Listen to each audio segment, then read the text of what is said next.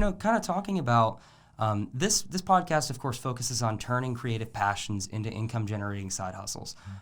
There's a lot of people who want to do what you and I are both doing right now, and certainly the different kind of niche market that you and Marco are targeting too with that, in that there's people who want to pay their bills with photography eventually, and people who want to do it full-time at some point too. There's also people who just want to do it for fun and make some side cash, and that's always great. Exactly. I know people who don't want to make money from photography. They just want to keep it purely fun, no pressure, and that's cool too. Yeah, that's absolutely. awesome. But kind of like focusing on what you're doing with it, and you're building a business from the ground up, essentially, and there's a lot that goes into that people don't always realize. And just kind of looking at it, I love what you talked about with like starting out, kind of like in the community, doing stuff for friends, because that's really just kind of a great way to go at it. I've told a lot of people that I've helped with their photo and video business, kind of getting it going. A great way to start that is to start doing free work. Exactly. I mean, you have value. Your time and your work has value, and so you can't do it forever.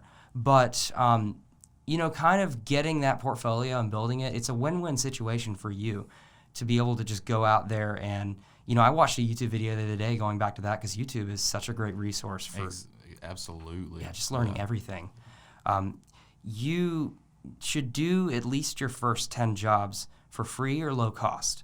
And that will help you to have something to show people. And it doesn't have to be your best work in the world. Because at the end of the day, what's important about starting a business like this is that you have something just to show people. And there's a lot of people who will trust you, and there's going to be that one person, there always is, that just kind of takes a risk with you, like not like a risk too much from the standpoint of like they have faith in you and they're like, here's a large sum of money, get me these shots. And that's really a stepping stone, and getting to that is it's much easier than you think. You just have to put in the time and put in the work, and deliver clients the best experience that you can.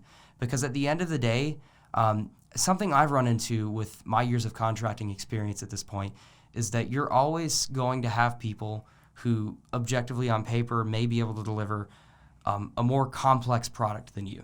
Yeah. But if they can't deliver, at the end of the day, people are always going to pick someone that they know or somebody who is the most friendly and gives them the best experience and value. Because value is always going to be a much more critical component than just pure skill. Exactly. Skill set comes with the value that you deliver. And so, just kind of like giving my 2 cents on that, I'd love to hear from you. What's your best advice or recommendation to somebody who's looking to start a business and, with their creative talents and passions, and really turn that into something that puts bread on the table? So my advice is like exactly like you said, like you have to be good with people. People, your skills are going to get you places and stuff like that, but having the connections with people are going to get you even further.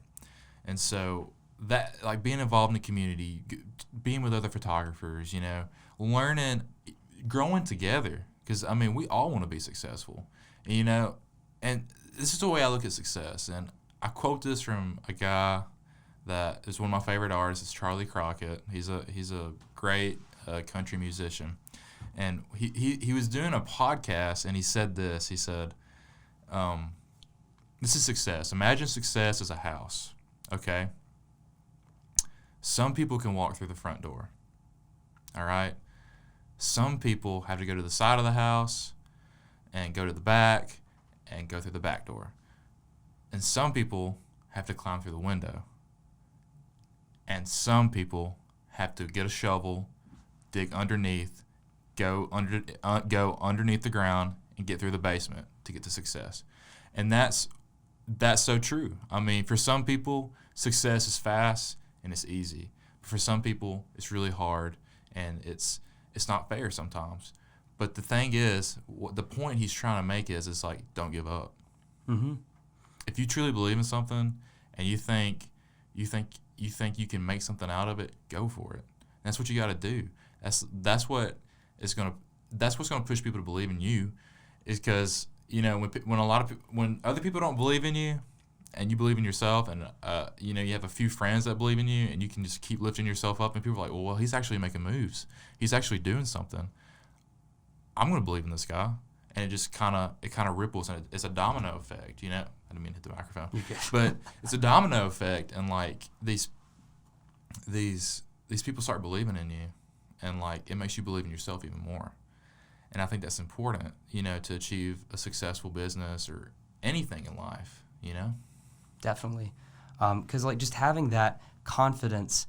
A lot of people misinterpret confidence for ego, and ego is a path to failure, but confidence is a path to success with that too.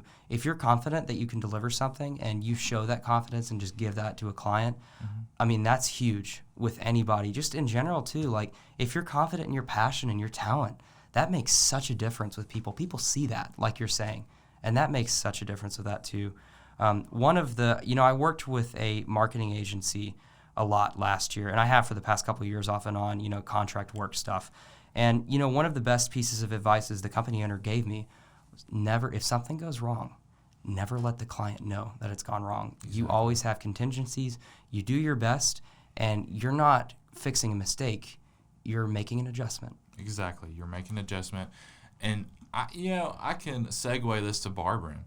Barbering, you know, as me being a barber, like, I deal with people almost 17 times a day, 17 different people a day. And with that being said, like, if something happens during the haircut, you know, like, let's say I go a little bit shorter than I expected, you know, in the back. I'm confident enough in myself that I know I can fix that mistake. And you don't have to let the client know that. You know what I'm saying? Like, because they're going to be just fine because they know that you have confidence that their haircut's good and that that your work that you've done for them is good. And that's what you have to have for people to believe in you. If you were to do a haircut and you're like, yeah, man, I think it's good, who's going to believe in you? And same thing with photography. If you're like, yeah, I think I did a good job on those pictures, what do you think?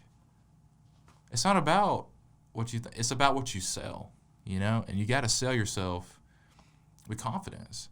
And that's not an ego. Like you said, it's not an ego thing. Like, confidence and ego are two different things. Like, if I went around saying, oh, yeah, I'm the best photographer in Florence, okay, that's a different story. But if I'm going around saying, yeah, I can definitely do that for you, and I can make that happen for you, that's a completely different story. And like you said, like, that's what's going to get your foot in the door with so many different people.